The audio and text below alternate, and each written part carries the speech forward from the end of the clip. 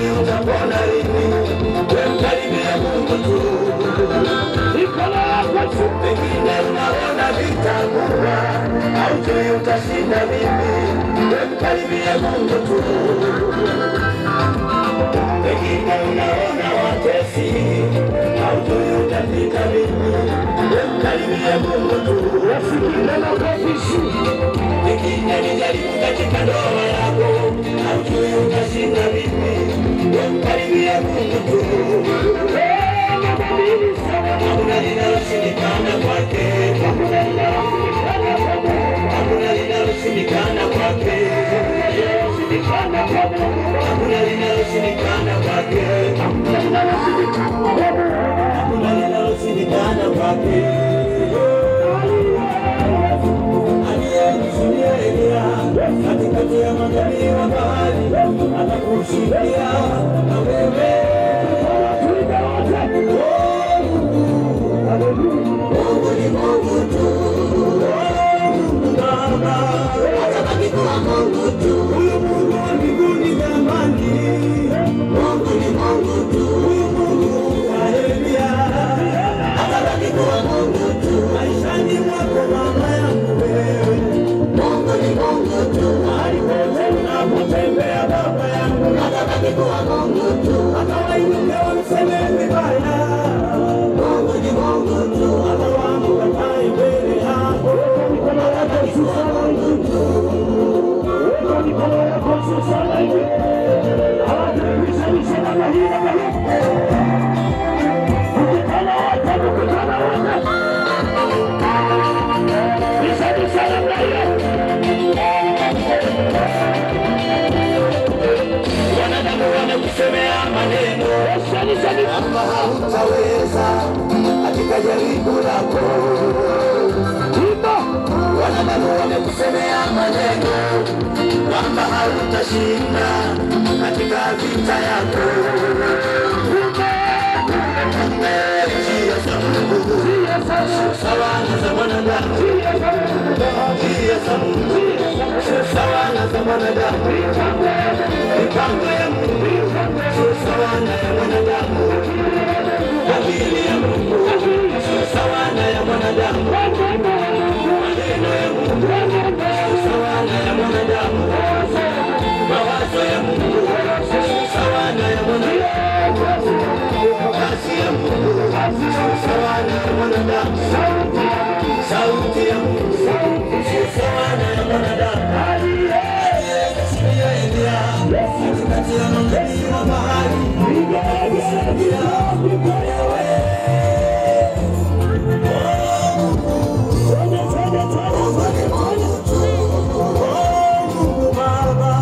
Atabaki kuwa Mungu tu. Mungu wa mbinguni jamani.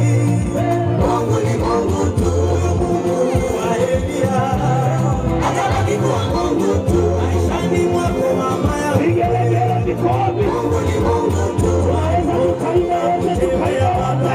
Atabaki kuwa Mungu tu. Atawainuke wamseme vibaya. Mungu ni Mungu tu. Atawaamka kae mbele yako, atabaki kuwa Mungu tu. Mfano wote piga makofi mazuri kwa Yesu.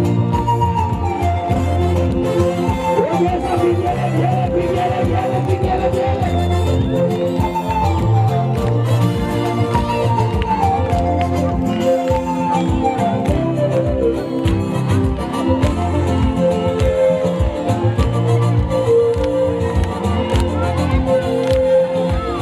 Vigelegele vikopi. Ongeza sauti ya muziki kidogo. Sauti ya muziki kidogo ongeza. Ufanye hii. Pishanisha mikono yako. Mikono twende na mbio. Pishanisha mikono yako, pishanisha mikono yako kwa Yesu.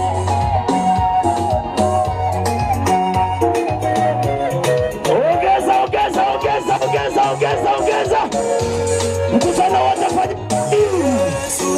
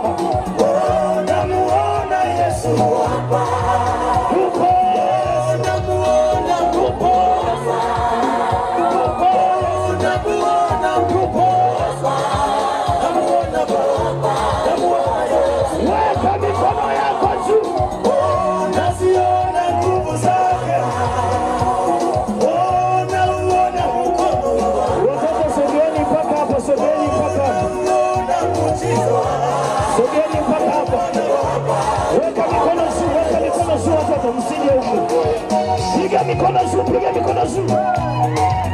Makofi namna hii, makofi namna hii, makofi, makofi. Watu wazima piga vigelegele kwa Yesu. Nasikika makofi juu. Nasikia nguvu zake Mungu. Nasikia uwepo wake hapa. Namuona Yesu yuko hapa. Weka mikono yako sana juu. Nasikia manukato ya Mungu. Nasikia nguvu zake Baba. Namuona Yesu. Namuona Yesu. Namuona Yesu. Usaidie kuweka mikono yako juu sana hivi. Fungua moyo wako. Alafu kama unafungua moyo, fungua moyo wako akuguse. Ndio wakati wako. Twende namna hii, namna hii, namna hii, namna hii. Leo Yesu. Piga makofi juu, twende, twende. Fungua moyo wako akuhudumie. Fungua moyo wako akuguse. Ndio wakati wako. Unaweza kuruka kidogo juu. Maana leo Yesu. Ruka juu, ruka juu, juu, juu, juu. Namuona Yesu.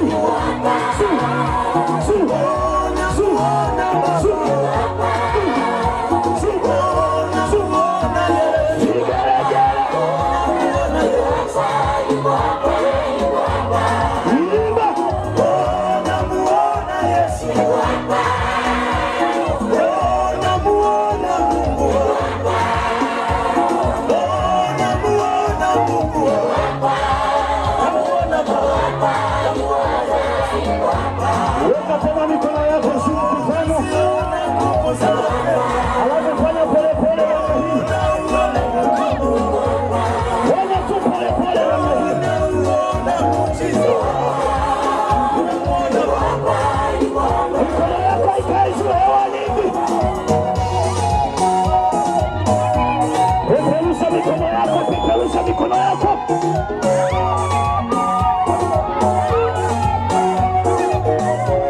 vigelegele, vigelegele, vigelegele, vigelegele. Oh yes. Twende, twende, twende, twende.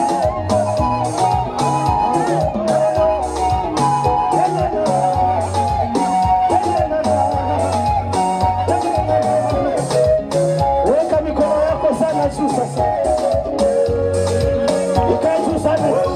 Unayepata tabu wewe, ikae sana juu namna hii. Wewe unayesumbuka sana wewe, leta hizo, leta hizo. Weka tu mikono yako juu. Bwana leo Yesu. Alafu twende namna hii, mikono yako hata miwili. Wewe unayekwenda kwa waganga wewe, peperusa. Unayehangaika kutafuta miujiza wewe, Yesu mtenda miujiza. Yesu mtenda miujiza yupo. Sasa twende, twende, twende, twende, twende. Utafute sana Yesu. Kuliko kutafuta miujiza. Maana Yesu ndiye miujiza. Usiangalie sana kumtafuta Yesu. Piga makofi mazuri. Utafute sana Yesu. Kuliko kutafuta miujiza. Yesu ndiye mtenda miujiza. Usihangaike wewe, usihangaike pekee kwa wanadamu. Watoto piga makofi, makofi.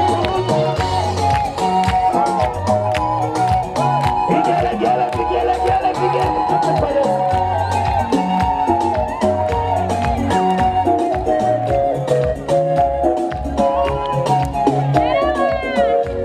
Tuimbe mara ya mwisho. Yesu Baba, Onyesha. Yesu Baba, Onyesha. Yesu Baba, Imba tena. namuona Yesu Baba, namuona Baba, namuona Yesu Baba, namuona Yesu Baba, Kusema funga. namuona Yesu Baba,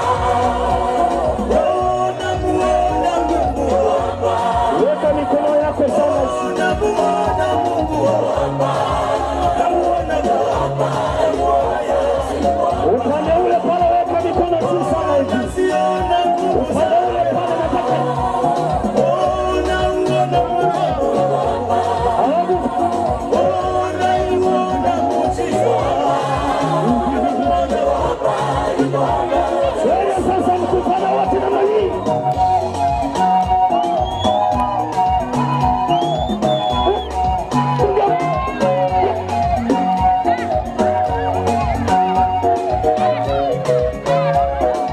Vigele.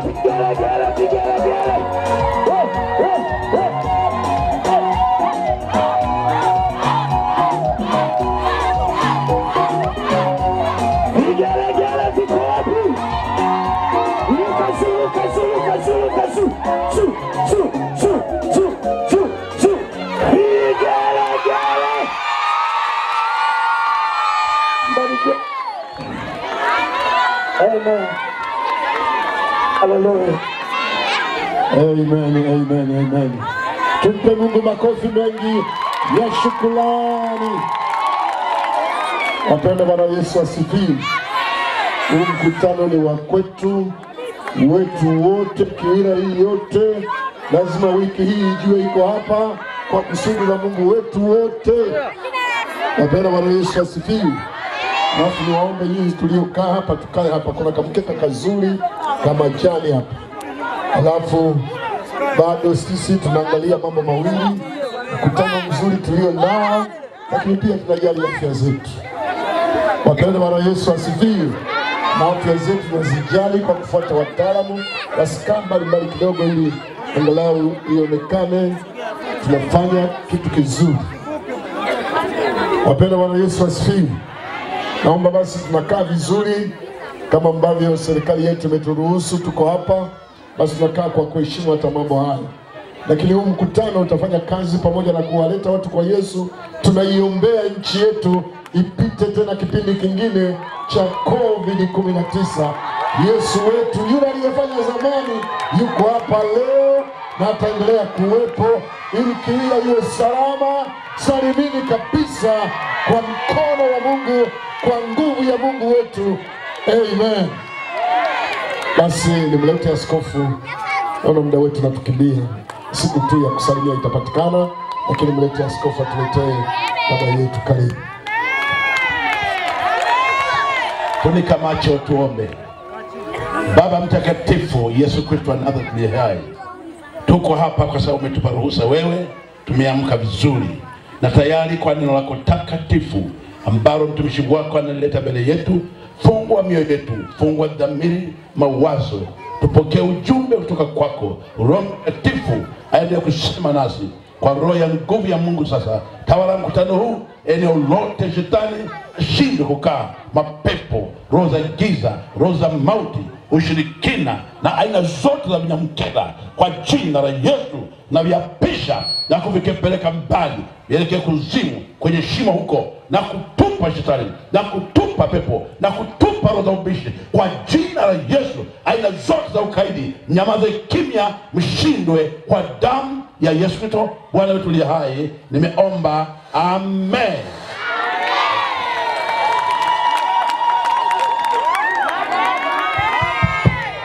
Amen. Hallelujah. Hallelujah tena. Pigia makofi Bwana Yesu kama unayo furaha jioni leo. Hallelujah. Amen. Mungu yuko hapa kama ambavyo tumeimba. Utarajia muujiza wako kutoka kwake, sema amen. Fungua Biblia yako tena katika kitabu kile cha Mathayo mtakatifu na sura ile ya 9. Anzia kusoma mstari wa 35. Na Yesu alikuwa akizunguka katika miji yote na vijiji, akifundisha katika masinagogi yao na kuhubiri habari njema ya ufalme na kuponya magonjwa yote na udhaifu wa kila aina. Na alipoona makutano aliwahurumia, kwa sababu walikuwa wamechoka na kutawanyika kama kondoo wasio na mchungaji. Ndipo alipowaambia wanafunzi wake, mavuno ni mengi, lakini watenda kazi ni wachache. Basi mwombeni Bwana wa mavuno apeleke watenda kazi katika mavuno yake. Akawaita wanafunzi wake 12, akawapa amri juu ya pepo wachafu wawatoe na kuponya magonjwa yote na udhaifu wa kila aina.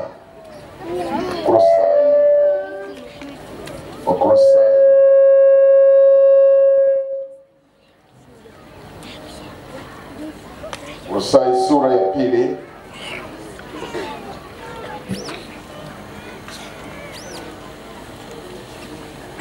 mstari 14. Akisha kuifuta ile hati iliyoandikwa ya kutushtaki kwa hukumu zake, iliyokuwa na uadui kwetu, akaiondoa isiwepo tena, akaigongomea msalabani. Akisha kuzivua enzi na mamlaka na kuzifanya kuwa mkogo, kwa ujasiri akazishangilia katika msalaba huo. Kwa ujasiri akazishangilia katika msalaba huo. Bwana Yesu asifiwe. Ili neno la Mungu kwetu, neno la Mungu li hai, tena lina nguvu, neno kali kuliko upanga wowote ukatao kuwili, tena linachoma na kuzigawanya mafuta na nyama izopo na viungo vilivyomo, alafu lijepesi kutambua mawazo ya mtu. Maandiko yanasema mwanzo kulikuweko neno, na neno alikuweko kwa Mungu, na neno alikuwa Mungu. Vyote vilifanyika kwa yeye, na pasipo yeye hakikufanyika chochote kilichofanyika. Na ndani yake ndimo ulikuwa uzima, alafu ule uzima ulikuwa nuru ya watu, na ile nuru ya kagizani, wala giza halikuishinda. Hilo ni neno. Haleluya. Na Biblia inasema kwamba vitu vyote tunavyoviona, milima, miti, jua, dunia na vyote vilivyomo, vinalindwa na neno hili. Ikishaondolewa tu, kila kitu kinaporomoka. Kama vile pengine ungekuwa umechimba shimo refu, alafu ungesimama, ungetandika mti, alafu ungesimama juu yake, alafu ghafla mtu akachomoa ule mti, ungeporomoka mpaka chini puu. Sasa neno hili linashikilia mbingu, hata sayari ambazo hatuzifahamu au hatuzioni. Haleluya. Na neno ni Yesu Kristo. Soma Yohana 1 Injili mstari wa 14, anasema neno akafanyika mwili, akaja akakaa kwetu, Na alipokaa kwetu tukauona utukufu wa Baba kama wa mwana pekee atokaye kwa Baba, amejaa neema na kweli. Amejaa neema. Neema ni uwezeshaji. Kama leo ungesikia watu wanasema niwezeshe, basi hata kwa Mungu kuna uwezeshaji. Hiyo inaitwa neema, ya kumwezesha kila mtu aweze kumcha Mungu, aweze kumfuata Mungu, aweze kumkiri Mungu. Ipo. Tito anasema neema ya Mungu iokoayo wanadamu wote imekwisha kufunuliwa, nayo yatufundisha au yatuwezesha kukataa ubaya na kuishi kwa haki katika ulimwengu huu wa sasa. Neema, uwezo. Sasa Yesu ni neema ya Mungu. Haleluya. Yeye ndiye ametumwa na Mungu kukuwezesha na kuniwezesha, ili yale usiyoweza upate kuyaweza, na yale uliyoshindwa upate kuyashinda, na yale yalikuwa yakikuonea yasikuonee tena. Huyu ndiye Yesu. Haleluya. Na Biblia inasema kwamba nyakati zilipokuwepo hapa duniani alizunguka huko na huko katika vijiji, miji na sehemu mbalimbali. Yesu hakukaa mahali pamoja. Kwa nini? Alijaa huruma. Aliwahurumia wanadamu wote wakao juu ya uso wa dunia. Hata leo anawahurumia wote. Na hata injili hii ni huruma za Mungu. Ukiona mkutano kama huu, ni huruma za Mungu. Na mkutano kama huu ukikosekana katika nchi, ujue ni hatari kubwa. Hatari kubwa. Ukikuta injili kama hii imekosekana katika miji, imekosekana katika nchi, ujue nchi iko hatarini. Watu wako hatarini. Kwa nini? Injili ndio inashikilia uhai wa dunia yote. Amen. Haleluya. Injili inasababisha upumue. Amen. Injili inasababisha uwe na afya, ulime uvune. Upande huku mmejaliwa neema, mna migomba, mna maparachichi, mna magimbi, mna miwa. Yote ni kwa sababu ya injili. Na hiyo ufahamu, kama ulikuwa ufahamu, injili ndio inashikilia kila kitu. Amina.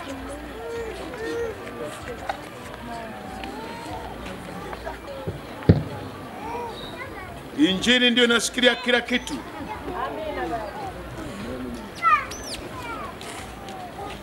Haleluya. Ibilisi anaogopa. Kwa hiyo anajaribu angalau kumwe kidogo kidogo. Haleluya. Injili Biblia inasema ni uweza wa Mungu uletao wokovu. Yaani injili ni uweza wa Mungu uletao kupona. Ukisikia injili, unaweza kusikia amani katika kifua cha moyo wako. Na injili ikizungumzwa, mashetani yanatetemeka mpaka kuzimu. Injili ni tangazo la mauti kwa shetani. Injili ni vita dhidi ya mapepo, mashetani, wachawi. Injili ndio mwisho wa kila kitu. Mpige makofi Bwana Yesu kabisa. Haleluya. Biblia inasema Yesu alikuwa anazunguka huko na huko, anatafuta mtu aitwaye mwanadamu kama wewe na mimi. Kwa sababu gani? Amepotea. Amepotea wapi? Amepotea kwa Mungu. Lakini ukimtazama yuko duniani kama vile hajapotea, lakini Mungu akitazama amepotea. Juzi niliambiwa na mtu amepotea mtoto, ikabidi tumuombe Mungu kwamba apatikane, maana amepotea. Amepotea kwa wazazi, walimzaa, ni muhimu kwao, ni mtu kwa amepotea. Amepotea mazingira, haijulikani, haieleweki, kwa amepotea. Na wazazi wanamtaka, wametafuta kila kona, wamemkosa. Mwisho ni huzuni. Itakuwaje? Wadogo zako wametafuta, kaka yake amemtafuta, wote mwisho wakarudi nyumbani. Na dakika ya mwisho wakasema, mchungaji, tumekuja. Vipi? Mtoto amepotea. Amepotea. Ndio. Amepoteaje mtu mzima? Ana miaka karibu 20. Amepoteaje? Labda kangekuwa katoto kadogo, ungesema kamepotea kwa sababu akajua nyumbani, labda kalichanganyika na watu, alafu kakapotea. Lakini miaka 20 au 19, amepoteaje? Lazima kuna tatizo. Haleluya. Tukasema basi tumuite Mungu anayejua mtu alipo, ambaye peke yake ndiye anaweza kuwa salama yake. Haleluya. Tukamuita Mungu. Mungu, kutana na kijana kulaliko, wala siangamia, asife na arudishwe, apatikane. Siku ya pili akapatikana. Haleluya. Uone Mungu alivyo mwema, hawezi kumhuzunisha mtu. Lakini watu hawajajua kwamba huruma za Mungu ni kuu. Maandiko yanasema Yesu wakati anazunguka, anapita makanisani na hubiri habari njema. Anapita mitaani na hubiri vijijini. Kila alikopita anawaambia watu habari za ufalme wa mbinguni. Ufalme wa duniani wanao, lakini ufalme wa mbinguni hawana. Wanatawala chini ya mfalme mkuu anaitwa Shetani. Na huyo anafanya chochote atakacho. Shetani anaweza kusababisha janga lolote. Hata kama falme zipo, haziwezi kumzuia. Hata kama majeshi ya Kimarekani yapo, hawezi kuzuia. Yule anaitwa mungu wa dunia hii, Shetani. Na huyo huwezi kumtawala wewe, wala huwezi kumundia majeshi ukamzuia. Anaitwa Shetani. Alafu Mungu wa dunia hii, yeye anaweza kufanya chochote hata usipotaka. Haleluya. Na hii ndio tabu iliyoko duniani, kwamba yuko aliye juu ya kila aitwaye mwanadamu, na yeye anaweza kufanya chochote wakati wowote. Na hii ndio huzuni, kwamba pamoja na kwamba unaweza kumjitawala, lakini yuko ambaye yuko juu ya utawala wako. Haleluya. Anaweza kupangua chochote kikabadilika.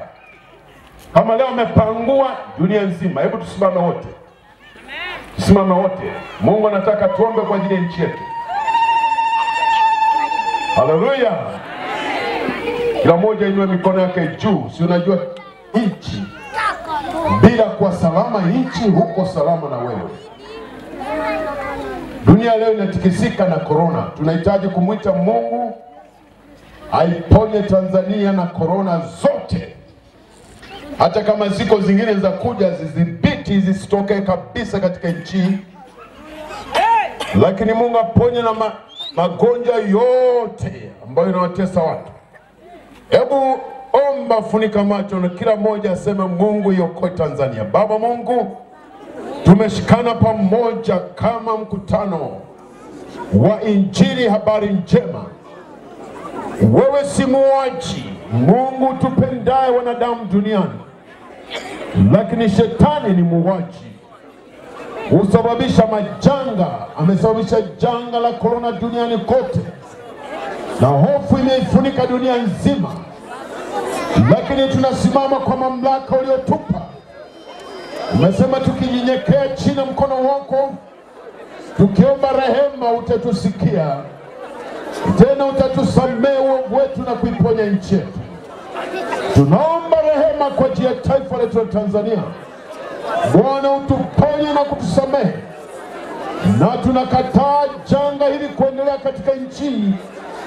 Pepo corona virus hawa, Bwana, shusha moto kutoka juu mbinguni, usafishe taifa hili, usafishe nchi hii, usafishe nchi hii, mahospitalini mote huko ambako umejaa kama wapo.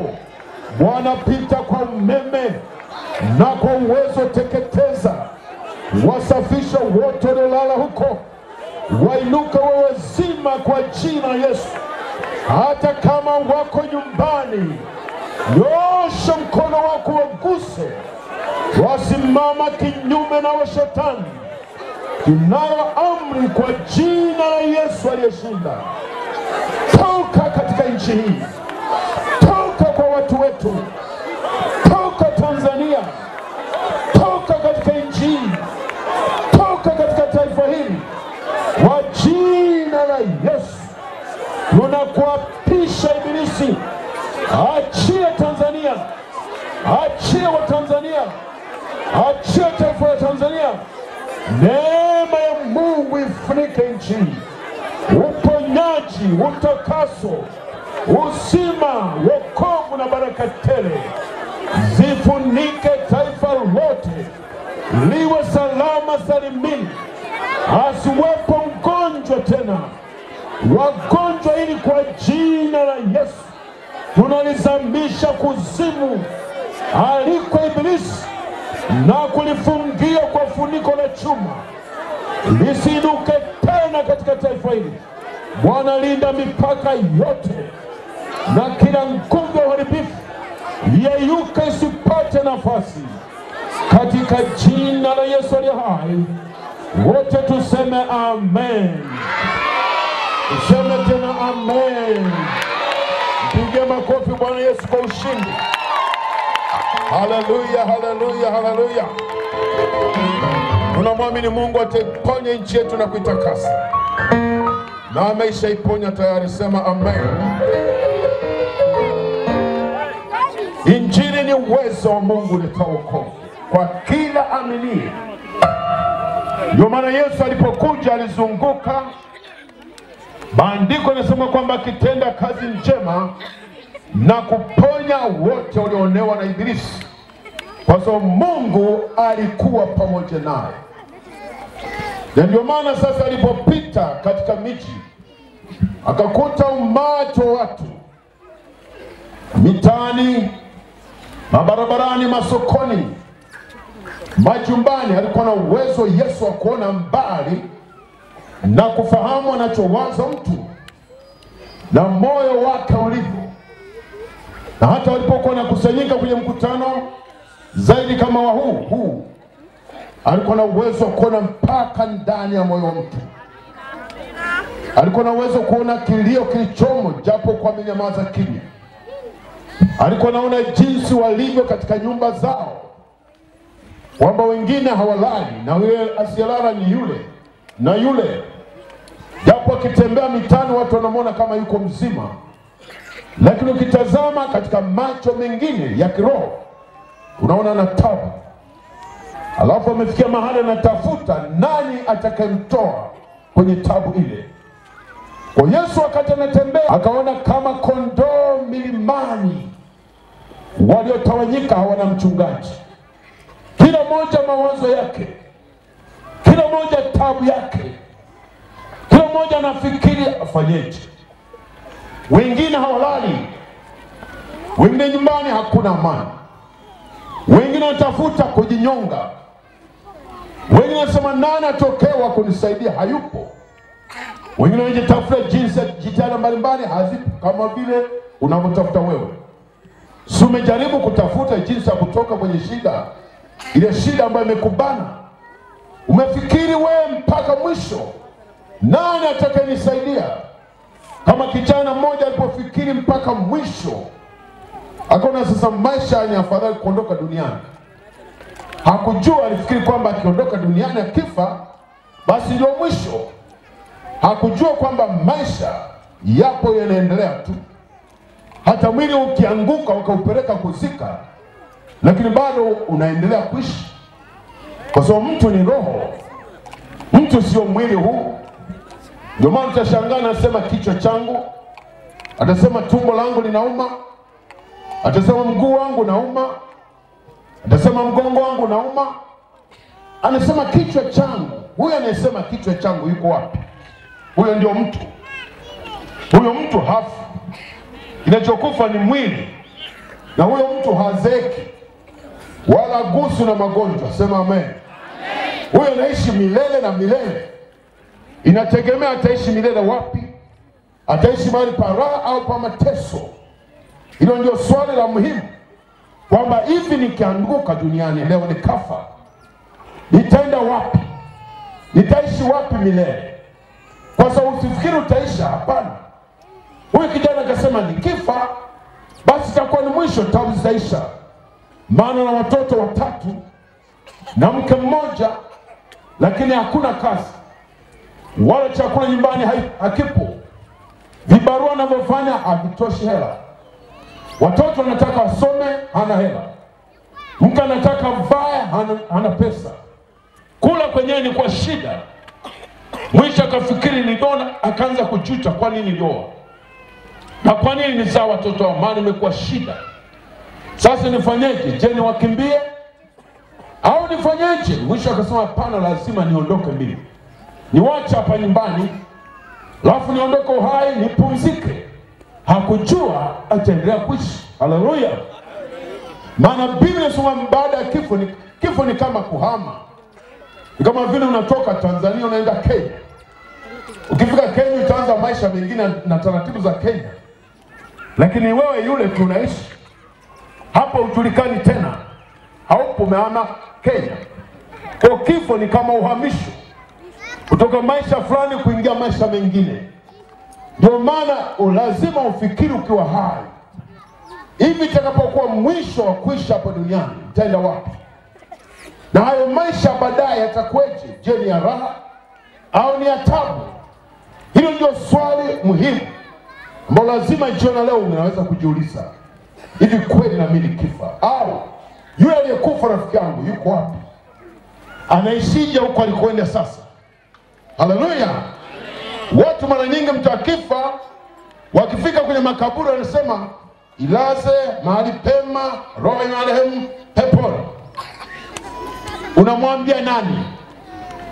Una mamlaka ya kumwambia huyo wa kulaza? Ana ukubwa, ni mkubwa kuliko yeye au wewe ni mdogo? Ukimwambia mlaze roho yake mahali pema peponi, mwae kujiuliza unamwambia nani? Unamwambia Mungu mkuu muumba mbingu na nchi, au unamwambia mwanadamu mwingine yuko wapi? Na hapo peponi pakoje? Je, umewahi kufika hapo peponi au hujawahi kufika? Haleluya. Hayo ni mawazo ya kuwaza leo, hasa ukijua ulimwengu na kwenda mwisho, na ukifahamu kwamba kila kitu sasa kinakataa. Hata unaelima havitoshi, hata ungepata mazao tele pa kuuza hakuna, na hata ukiuza unachopata ni kidogo, hakilingani na jasho lako, kuonyesha kwamba kila kitu kinakataa. Na maisha yataendelea kukataa tunakokwenda. Ndio maana lazima utafute maisha baadaye. Unaweka akiba kwa ajili ya baadaye. Na ni nini ufanye ili baadaye uwe salama? Na uwe salama mahali pa namna gani? Ni swali la muhimu. Usikae tu duniani kama tutaishi, unaweza kudondoka ghafla. Leo vifo watu wanaanguka ghafla tu kama mgomba upo. Alitoka asubuhi kutoka nyumbani kwake, alafu anafika barabarani na gomba na pikipiki na kufa. Lakini wakati anaondoka alisema tutaonana baadaye. Naenda mahali fulani tutaonana baadaye. Baadaye unaona hatokei. Ile baadaye haitokei, hayupo tena. Kila kitu amekiacha kilivyo. Ungejiuliza hata angejilimbikiza mali tele anayacha ilivyo. Hata angekuwa na mashamba tele. Hata angekuwa na mapesa benki tele anayacha vile vile. Siku moja nilitembea mji mmoja umejenga vizuri. Alafu ule mji una nyumba za kisasa. Mwisho tunapita na mwenyeji wangu, tunaona kimya. Huwezi kuona mtoto anacheza, wala huwezi kuona watu wanazungumza, lakini nyumba zipo na milango imefungwa. Isipokuwa unapopita unaona kuna matuta. Kila nyumba ina matuta, nyumba nzuri na matuta, lakini milango imefungwa. Mwisho nikashawishika kuuliza, hivi kwa nini?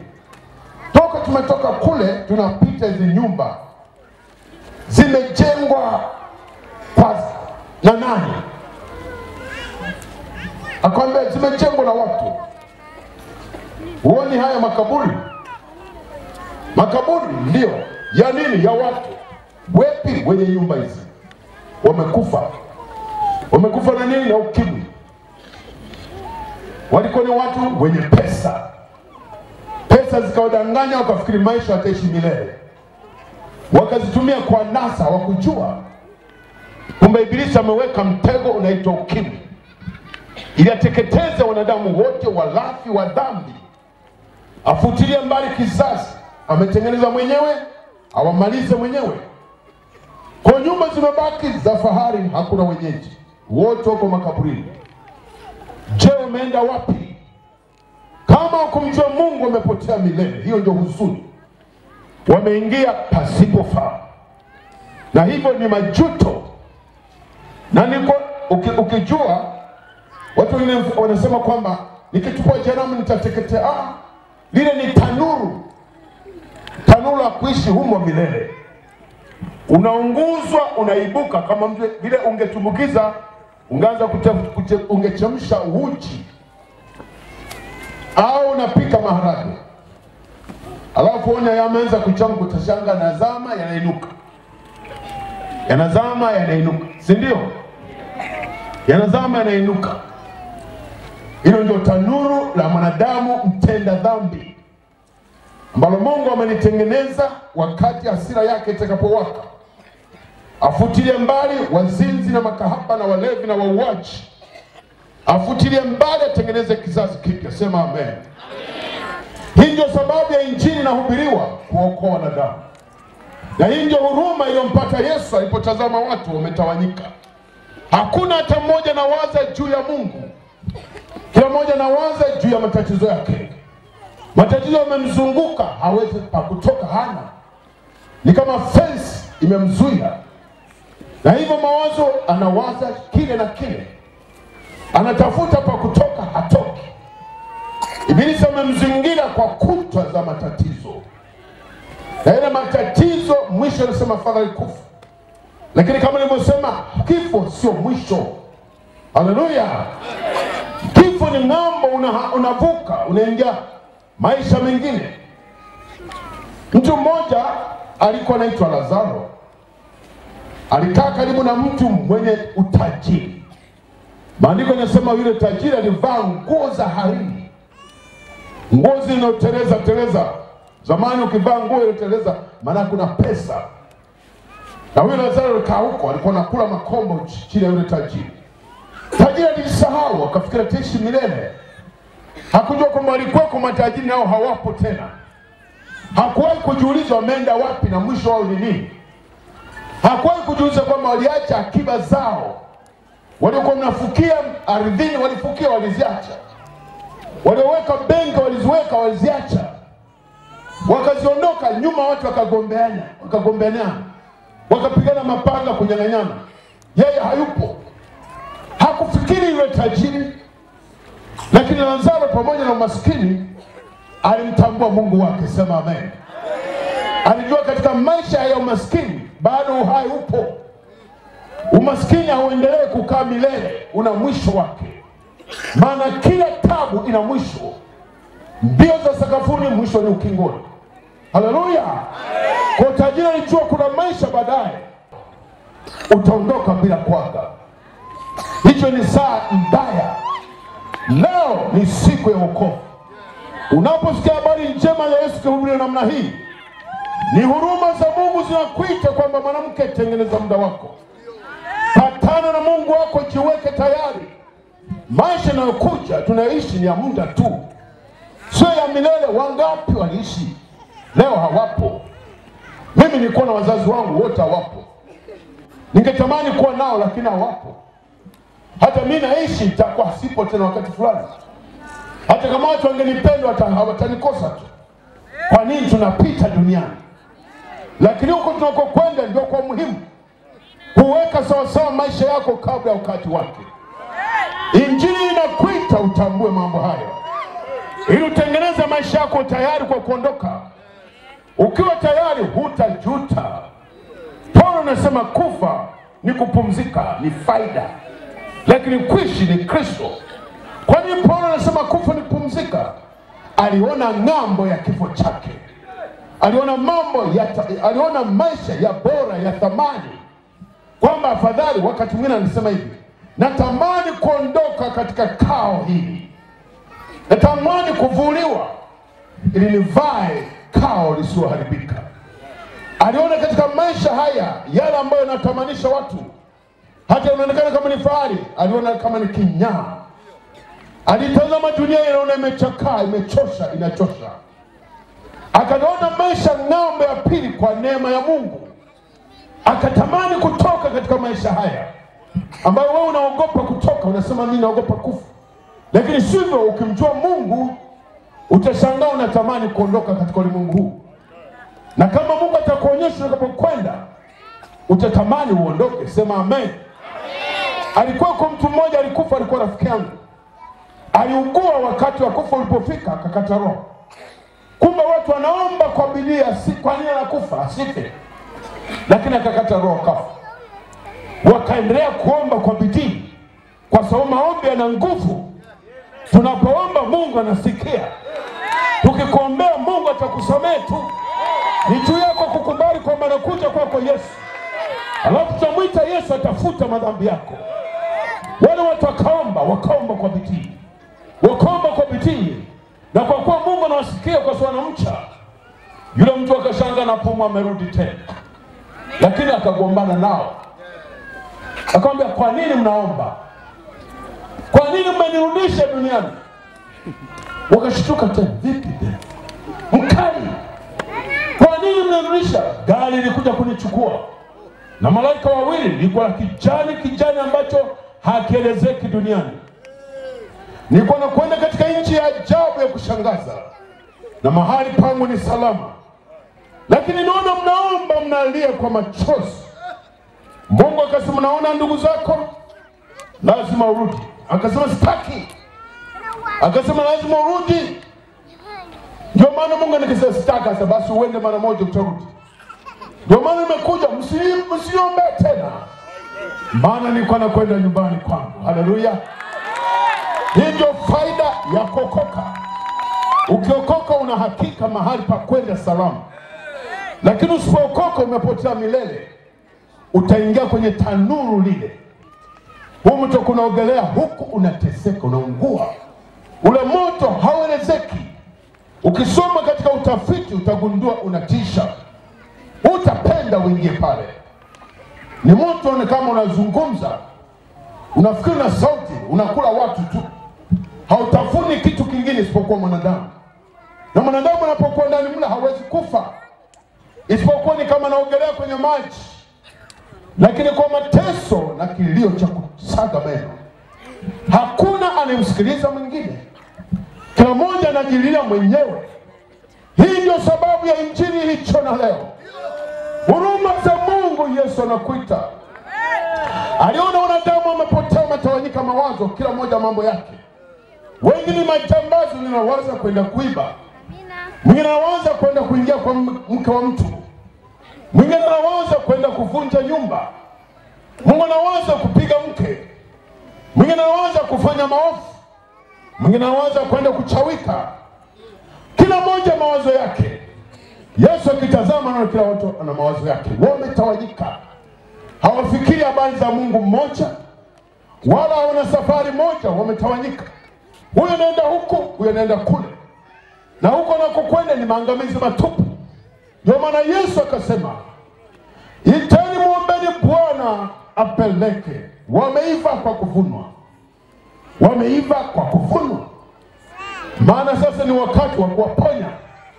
Kama utasikia sauti, mkapige kelele, waambie waache dhambi, wamwamini Yesu Kristo, wapokee ufalme wa mbinguni. Sema amen. Mungu afute madhambi yao, awaingize katika jamii ya kimbingu, wawe na amri ya kuingia mji mtakatifu, wasiende jehanamu pamoja na Ibilisi. Maana jehanamu imetengenezwa kwa ajili ya shetani. Wanadamu wanakwenda kwa kulazimika tu. Leo sikia habari njema.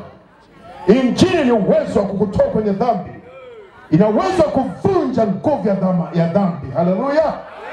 Inaweza kubomoa hata kama shetani amekufunga kwenye ngome. Injili ni uweza. Haleluya. Upokee injili jioni leo. Yesu anakuita.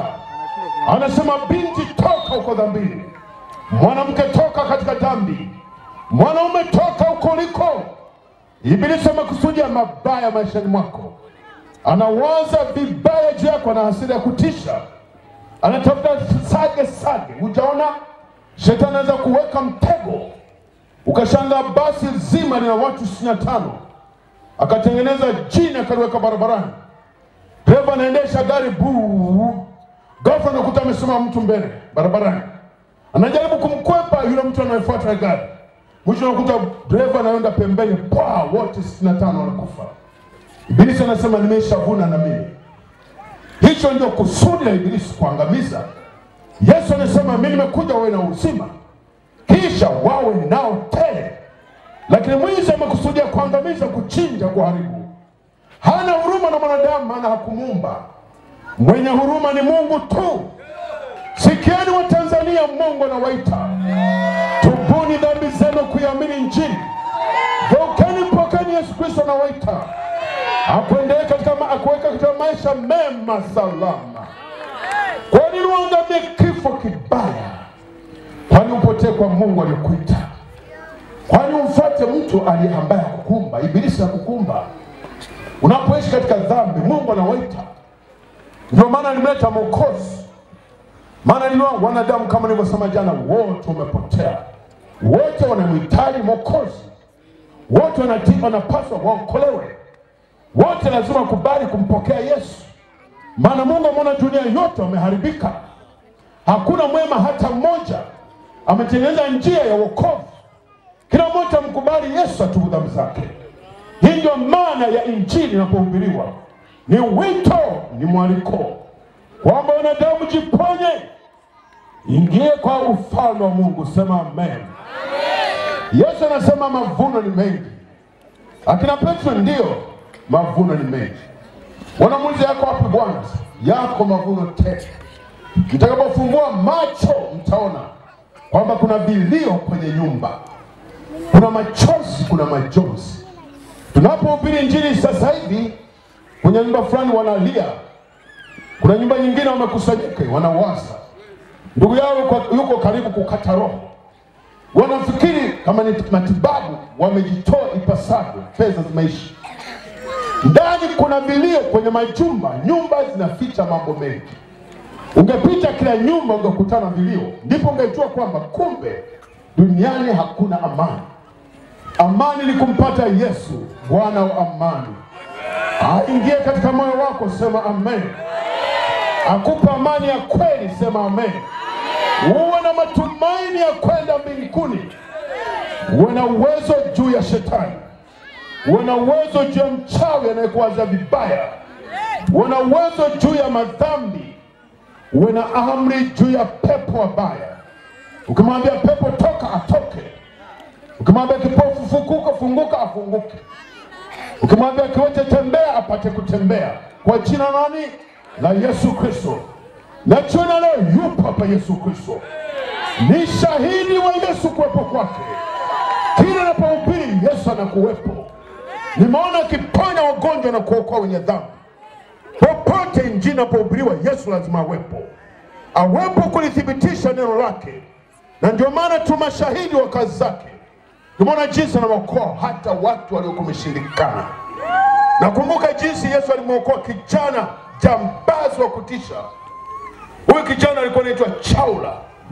Ana miaka 25. Ni mwembamba, mfupi, mrefu wa kimo, wa kiasi. Lakini mwembamba, lakini hatari. Ana basto anaitwa silence pistol. Inaua watu bila sauti. Ni jambazi mbaya wa kutisha. Siku zile alikuwa kule Iringa. Anasema baada ya kuokoka anatuambia, nilikuwa napita popote pasipopitika. Hata niliua hata maskari. Haukujua nilikuwa jambazi wa kutisha. Lakini siku ya siku alipita karibu na mkutano kama huu. Akasikia habari za Yesu aitwaye Kristo. Tukamwambia, sikia kijana jambazi. Hatukujua kwamba yuko jambazi. Lakini sikia wewe jambazi, Yesu anakutaka. Shetani amekubambikiza kazi isiyo ya kwako. Ujambazi ni kazi ya shetani. Na hivyo nataka wakufanya kazi yake. Anakutupia roho, utakuwa jambazi tu. Hata wazazi kama kupenda utabadilika tu, utakuwa jambazi. Anasema niliua watu, nilinyang'anya vitu. Lakini siku ile, haleluya, Yesu alipoingia katika moyo wake, samini, tukamwambia, yeyote anamtaka Yesu. Yule kijana hatujui, kumbe katika msururu wa watu, na yeye yuma amenyosha mkono. Amekutana na Injili. Maana Injili ni uwezo wa Mungu uleta wokovu. Kwa kila aminie, Myahudi Myunani, hana upendeleo, kila anayekubali, sema amen. Akampa Yesu moyo wake. Akaokoka. Ndipo akasema jamani, siku zile akasalimisha hata silaha. Ndipo akajua kwamba kumbe alikuwa kijana hatari. Ana alama mwilini za aina mbalimbali za visu. Kwa nini Ibilisi amemtumikisha? Unaweza kuwepo katika mkutano huu mtu wa namna hiyo. Haleluya. Nilikuwa nahubiri siku moja kule Mbambo. Kumbe wako vijana kama 3-4 majambazi. Lakini siku ile Injili ilipopita, waliinua mikono kwa Yesu aliyewaumba. Yesu akabadilisha maisha yao, sema amen. Jiona leo ni zamu yako. Mungu anakutaka. Anajua shetani anakutumikisha upendi. Kama mmoja alisema sipendi kwa kahaba. Lakini nifanyeje? Naona mwili unanipelekesha tu. Nipate kula fedha na vitu vya kwao. Lakini kwa kweli sitaki, nimevunja ndoa za watu. Hata nimefanya matendo ya kutisha. Ukimtazama anavaa mtanashati. Kijana binti aliyejipamba, anajua kujipamba. Lakini ndani amejaa tamaa, ameoza. Ibilisi anaingia kama shimo na kupita. Lakini kumbe anamtaka Yesu, isipokuwa hajampata Yesu. Kumbe Yesu yupo, isipokuwa hajamgundua. Haleluya. Ndipo siku moja alikutana na Yesu aitwaye Kristo. Yesu aliyejaa huruma anatafuta walioharibika. Tabibu wa maisha mtu. Unaweza ukatibiwa na daktari, lakini hawezi kutibu dhambi. Ni Yesu peke yake tu. Huyu binti alipomwendea Yesu, alibadilisha maisha yake. Alifikiri kwamba Yesu atamfukuza, kumbe Yesu anasema njoo. Yesu anasema nimekuja kutafuta wale walioharibika, wanaonuka. Nipate kuwatengeneza. Niwachonge, niwaogeshe, niwapake mafuta ya sifa, baada ya roho nzito na aibu. Yesu akikubadilisha atakupaka mafuta. Nafikiri jana ninahubiri hapa habari za yule mtu mmoja, au ni wapi? Si nihubiri huko Dodoma. Jamaa alikuwa tajiri, ofisa wa kutosha, lakini Ibilisi anamtumikisha kwa uovu wa aina yote. Amechakaza sura yake, ukimtazama nafikiri mkongwe. Kumbe ni kijana tu, ana miaka 30. Lakini amechakaza uso wake. Maisha yake yamenyonywa na dhambi. Lakini siku alipokutana na Yesu, Yesu akambadilisha. Akabandika picha nyingine ukutani, ya zamani na ya sasa. Ukiingia unafikiri babu yake huyu. Kumbe ni pale wakati hajaokoka. Lakini siku aliokoka ni kijana mtanashati. Sura imesafishwa. Yesu amemtengeneza, amempaka mafuta ya sifa. Kwa sababu kusudi la Yesu ni kukutengeneza. Maana uliumbwa kwa mfano wa Mungu. Wewe ni mtu wa thamani, jitambue jioni leo. Yesu anakuita uje kwake. Kwa nini mkatae? Yeye ni mtu wa huruma. Anajua mwisho wake. Maandiko yanasema kuna siku atakapofunga injili haitahubiriwa tena. Alafu anageuka, hasira yake itawaka. Hatakuwa mwema tena. Ndipo utakapojua heri siku ile ningekubali, ningempata Yesu. Maana Yesu ndipo hasira yake itawaka juu ya watu. Maandiko yanasema hasira itatoka katika mionzi ya pua yake. Hasira inayosagana. Huwezi kukimbia. Hata ungekimbia unarudi pale pale. Utakimbia unarudi pale pale. Ni kama mviringo unazunguka, unakuta unatoka hapa. Huwezi kukimbia, maana ndiye aliyekumba. Ataikusanya dunia kwenye kiganja chake, anaitwa Mungu. Uwezo wake unatisha. Leo amejaa huruma. Uso wa furaha, wa huruma, wa wito, wanawake, wanaume, wavulana, wasichana, wakubwa kwa wadogo, waheshimiwa, wasioheshimiwa, watajiri, wasio matajiri. Yesu anakuita. Jona leo yuko hapa. Ameniamuru, amenituma nihubiri maneno haya wazi kwako, kwamba usijidanganye kijana, usijidanganye ndugu. Mpate Yesu, salama ya maisha yako. Atakutengeneza maisha safi. Haleluya. Ndipo utajua kwamba kumbe Yesu ni mwema. Jona leo yuko hapa. Anajua maisha unayoishi ni mabaya. Unakokwenda ni kubaya. Laiti ungefumbua macho ungerudi. Lakini shetani amekugubika uso. Uruende mauti kama vile mbwa. Mbwa anaweza kuwa chatu yuko kule chini. Ukashangaa mbwa hapa yuko hapa. Alafu anaenda. Maana chatu umeza mbwa. Sasa nguvu ya chatu inamvuta mbwa. Hataka najua sasa naenda kumezwa. Nirudi anakuta anahenga. Huko analia na mkia na kipesi. Nguvu inamvuta. Anahitaji mtu aingilie kati. Bila kuingilia kati anakwenda kumezwa. Jona leo shetani anakuvuta. Upendi madhambi lakini unatenda madhambi. Upendi uovu lakini unafanya uovu. Yuko mmoja anaitwa Yesu Kristo. Anataka Jona aingilie kati. Akate mawasiliano na nguvu ya shetani, aivunje. Alafu utampata Yesu mwokozi wako. Akutengeneze uwe salama. Jona leo yupo, Jona leo mahali hapa. Amenituma nihubiri habari zake kwamba ni mwema kwako. Kabla ya siku ya hasira yake jiponye. Okoa maisha yako. Bwana Yesu asifiwe. Nimeona watu wanamkimbilia Yesu kwa kweli. Wakubwa kwa wadogo. Siku moja nishangaa amenifikia ofisa mmoja, profesa wa chuo amenifikia chuo, ofisi. Alipoingia nikaona jitu gani ile ofisa, smart, ina afya, imeshiba, mwili safi. Alipokuja akaniambia, "Hunifahamu mimi ni mgeni?" "Ndio." Nikashangaa nasema, "Mimi naitwa profesa fulani." Sitaji jina lake. "Ndio bwana." Na mimi nikashtuka kidogo, profesa. Profesa ni msomi. Mimi ni profesa wa chuo fulani. Nimekuja hapo usinione hivi. Mimi ni shoga. Na sitaki ushoga. Nimetafuta niache hii, nimeshindwa. Nimekuja uniombe. Nilipomtazama nikasema, profesa tena shoga, imekuache? Nikagundua kwamba nguvu ya shetani imemzidi. Hata ungesoma kwa shetani bure. Bila Yesu ni bure. Bila Yesu nasema ni bure. Mtafute Yesu, Jona leo yuko hapa. Atabadilisha maisha yako yote. Haleluya. Ikabidi tumuite Yesu kwa nikamwambia, dawa pekee ndugu yangu ni kuokoka.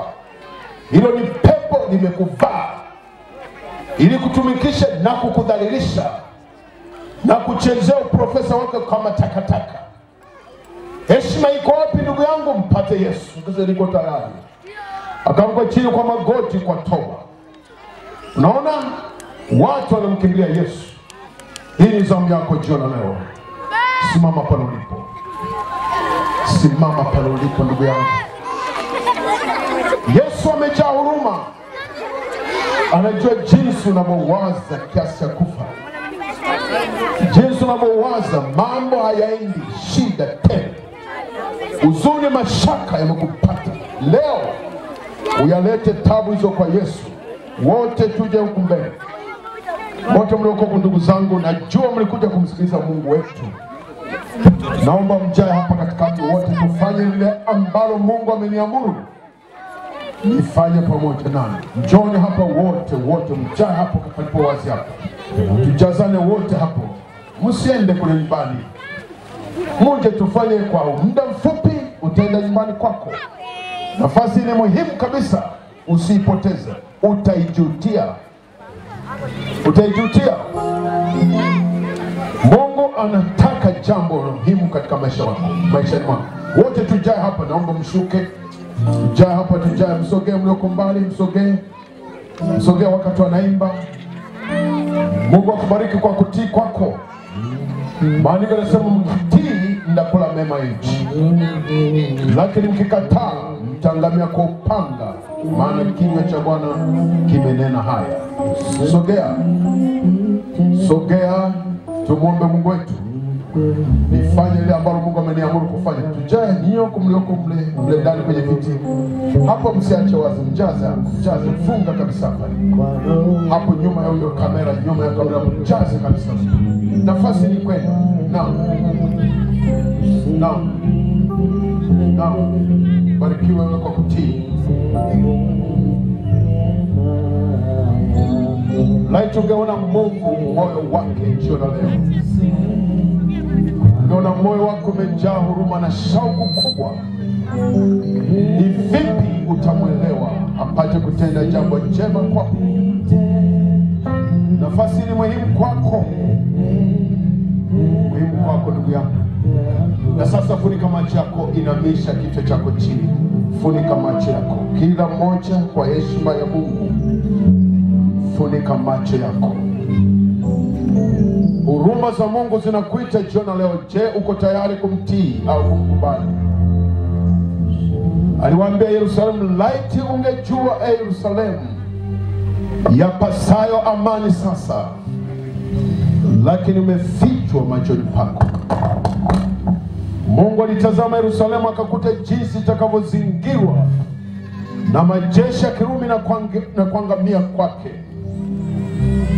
Lakini hawakujua. Yesu alijua. Akalia kwa sauti kubwa, laiti ungejua Yerusalemu yapasayo amani.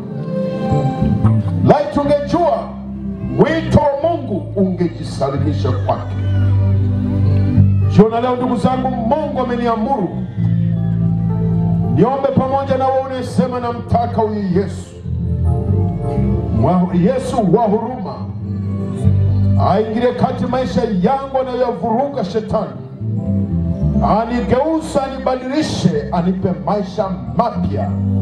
Maisha mapya. Badilisha moyo wangu. Yesu yuko hapa, yu tayari kwa ajili yako. Na mimi ameniamuru niombe pamoja nawe. Unasema mtumishi wa Mungu, mimi niko hapa namtaka Yesu. Anibadilishe, aniokoe. Mungu ameniamuru niombe pamoja nawe. Inua mkono wako pale juu. Nyosha mkono wako juu. Nyosha mkono wako. Nasema mimi namhitaji Yesu. Nyosha mkono wako kabisa. Mungu anataka mikono iliyonyoshwa, sio ile ya kubabaisha. Nyosha kabisa mkono wako. Mungu uone kabisa. Umnyoshe mtu na mnyoshea Mungu. Nyosha mkono wako juu. Alafu Mungu ameniamuru niombe kwa ajili yako. Nyosha mkono wako juu. Nyosha mkono wako juu. Hatua ya pili, uje hapa mbele. Njoo hapa mbele sasa. Sogeni mlionyosha mkono, njooni huko mbele ndugu zangu. Piteni mbele, njoo rafiki yangu, njoo mama, njoo kijana. Piteni, njoo binti, njoo kijana, njoo. Mungu anakutaka. Kusudi la shetani ni kuteketeza maisha yako. lakini shetani huwa anakuzuia wakati mwingine. Ndio maana lazima leo usema hapana, naenda kwa Mungu wangu. Pita mbele, njoo na wewe pia, njoo na wewe pia. Asante. John. Hata kama uko mbali, njoo. Si unajua kabisa hujaokoka, moyo wako hujampa Yesu, saa hii ni saa yako. Mungu ameniamuru niombe pamoja nao akupe neema yake ya wokovu. Saa hii muhimu. Sogeni. Saa hii muhimu, wakati ambapo ujitetea mwenyewe mbele za Mungu wako. Kuna siku utatafuta nafasi hii, utaipata. Wakati Mungu atakapofunga mlango wa wokovu, itakuwa ndio mwisho. Saa hii ndio saa ya kujitetea kwa Mungu, saa ya kuweka maisha yako kwa Yesu. Ibilisi mara nyingi atakwambia usiondoke, usiende mbele. Ujue ni shetani, maana kazi yake amepanga kuteketeza, kuangamiza. Lakini mwenye busara anasema naenda kwa Mungu wangu, na yaponya maisha yangu kwa Mungu wangu. Huyu ndio mwenye busara. Sio anayemkubali shetani anapomzuia. Hapana. Busara ni kumwambia Mungu wangu ananitaka niende kwake. Sio ananitaka watu. Wokovu sio dini. Dini ni kificho anachokitumia shetani leo, watu wasiokolewe, wadanganyike na dini, alafu baadaye awateketeze. Fanya maamuzi, usijidanganye. Kifo kinakuja. Napohubiri hapa ni huruma ya Mungu, na najua wako ambao Mungu anasema nao, lakini shetani amekubana, anataka kumalize. Jiokoe nafsi yako, ponya maisha yako mwenyewe. Jiunge na maelfu leo ambao wanamkimbilia Yesu, wanawake kwa wanaume. Bariki ndugu yangu aliyepita hapa mbele. Umefanya maamuzi ya mtu mwenye busara. Mbingu zinashangilia kwa maamuzi yako. Najiunga na jeshi la maelfu wanaomkimbilia Yesu siku za leo. Funika macho. Kila mmoja kule nyuma ainua mkono wako juu. Ainua mkono wake juu. Uliyepita mbele hapa ndugu yangu, inua mkono wako mmoja juu. Sema Yesu, naja mbele zako. Ninakushukuru kwa kunihurumia na kunivuta. Asante mno kwa upendo wako na huruma zako. Na sasa nimetambua, naja kwako. Natubu dhambi zote nilizotenda maishani mwangu, nazichukia. Sikujua, leo nimejua.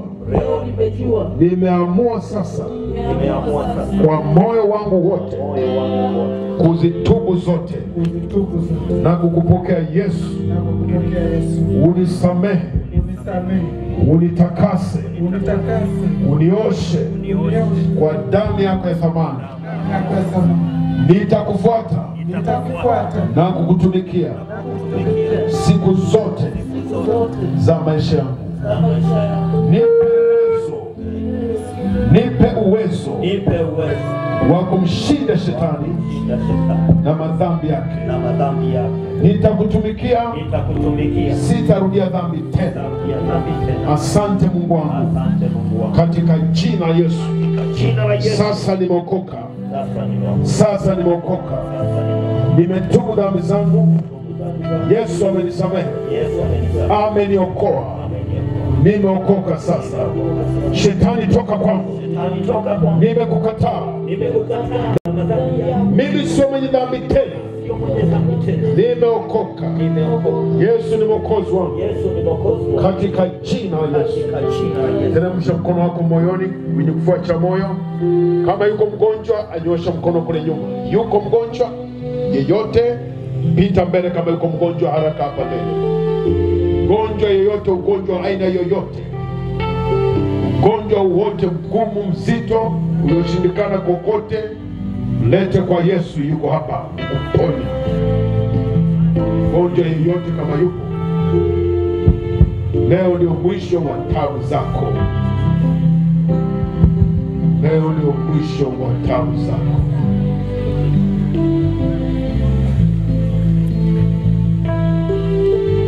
Inua mkono wako mmoja juu, funika macho, mwamini Mungu, naomba na Mungu anakugusa sasa hivi.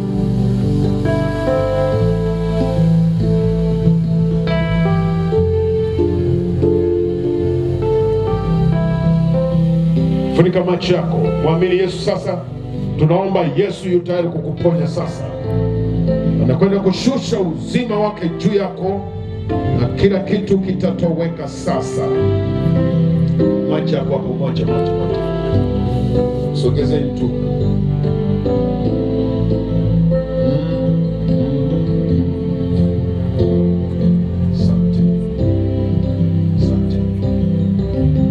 Sema kule nyuma, mwinue mkono mmoja juu.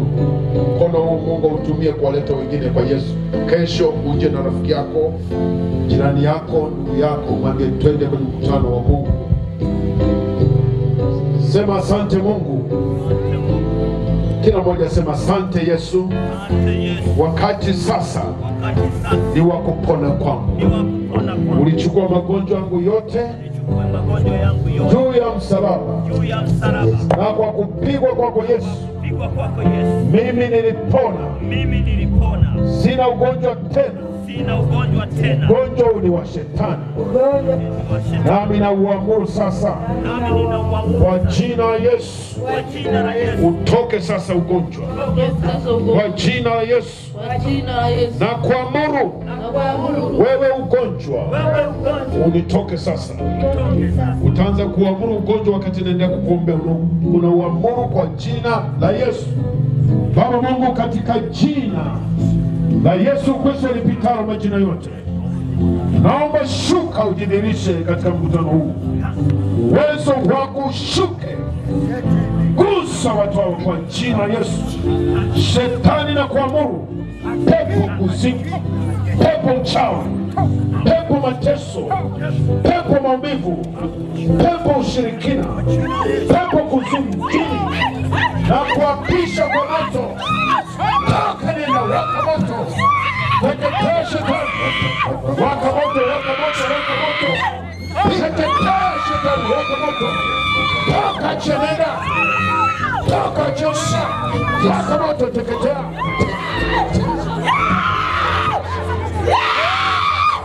Toka nenda. Toka shetani, teketea kwa moto. Teketea, teketea. Toka nenda. Toka nenda. Toka chama chako.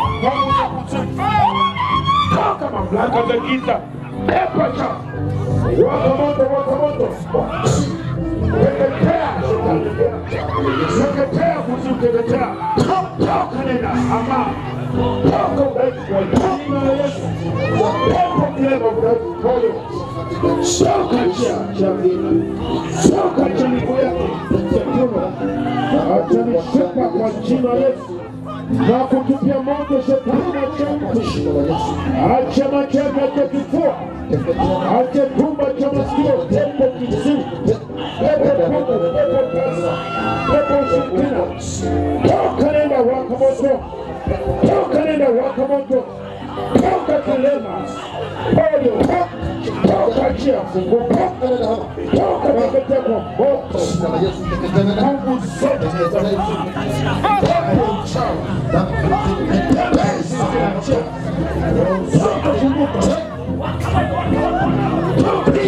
Mungu zote za mateso, wako yote wa shetani, Mungu zote za kumwachia, acha nenda, zote ndani. Toka chia, toka chia udhaifu, toka chia udhaifu, toka chia udhaifu, toka chia udhaifu, nguvu za kuzimu. Funguka moto wa moto. Washauri nenda kwa jina kabisa. Teketea. Wakabosha Pepo choka macho. Pepo choka macho. Toka shetani. Toka funguka kwa jina la Yesu. Kwa jina la Yesu. Release kwa jina